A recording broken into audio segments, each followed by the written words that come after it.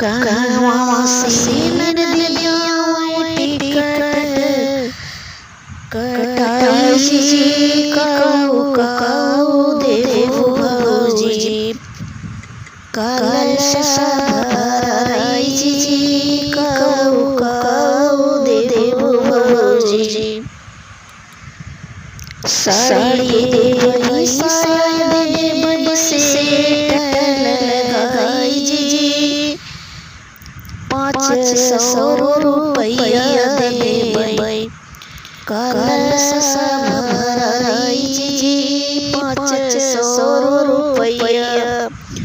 ले कलश भराई जी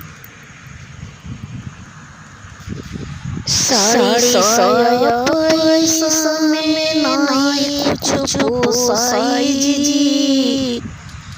हमका कौनो चीज चाहिए सोना भौजाई जी हमका कौनो चीज चाहिए सोना भौजाई जी गैया देवई भैंसी देवई बछिया सन लगाई जी सन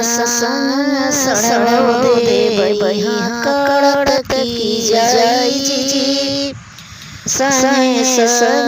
सड़व देवई कड़क की जाई जी